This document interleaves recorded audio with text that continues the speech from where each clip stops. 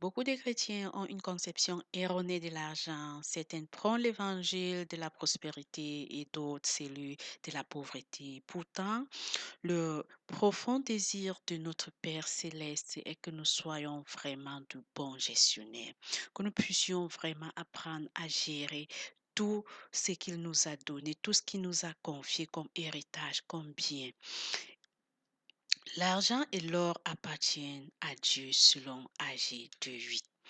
Et en tant que fils de Dieu, en tant qu'enfant de Dieu, en tant que co-héritier avec Christ, alors nous héritons automatiquement les biens de notre Père.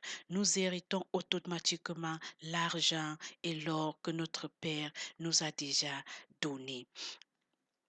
Et Dieu nous a bénis, pas seulement pour nous, mais il aimerait que nous puissions être aussi une bénédiction pour les autres, que nous puissions partager ce que nous avions reçu avec les autres, que nous puissions aider avec nos biens ce que nous puissions aider les autres avec nos biens que nous avions reçus, avec notre bénédiction, avec nos grâces que nous avions reçues, que nous puissions partager. Le désir profond de Dieu, le désir premier de Dieu, c'est vraiment le partage, que nous puissions partager ce que nous avions reçu, que ce soit sur les finances, que ce soit même sur le plan spirituel, que nous puissions partager ce que nous avions reçu.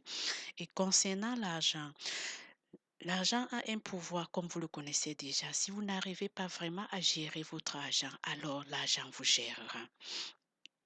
Et c'est nécessaire aussi de savoir que l'argent a un très grand pouvoir et si vous vous mettez vraiment à aimer l'argent plus que votre Dieu, à aimer l'argent plus que toute autre chose sur cette terre, alors vous aurez d'énormes problèmes. Car dans 1 Timothée 6:10, il est écrit, l'amour de l'argent est la racine de toutes sortes de maux. Vous auriez des tourments, vous, vous n'arriverez plus vraiment à dormir en paix à cause de l'argent parce que vous vous êtes décidé à servir, à aimer l'argent.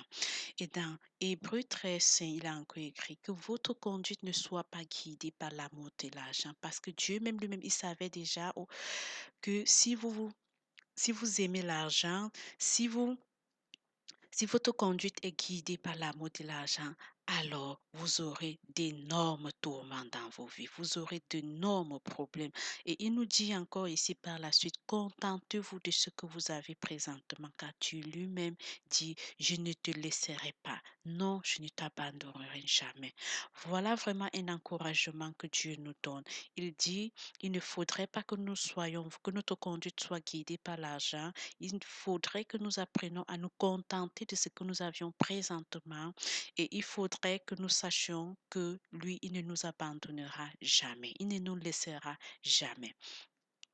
Je prie vraiment le Seigneur qu'il vous guide vraiment, que son esprit vous guide vraiment à être une bénédiction pour les autres gens, que les biens que vous avez reçus, que ce soit les biens matériels, que ce soit même les biens spirituels, que vous puissiez vraiment partager avec certains gens, que ce soit l'évangile même, que vous puissiez partager, car le désir de Dieu, c'est que nous puissions partager nos biens avec certaines personnes. Je souhaite, je, je vous souhaite vraiment une merveilleuse journée dans la paix de Dieu et que le Seigneur vraiment vous comble encore davantage de toutes sortes de biens spirituels, de tout ce que votre cœur désire dans la paix de Christ.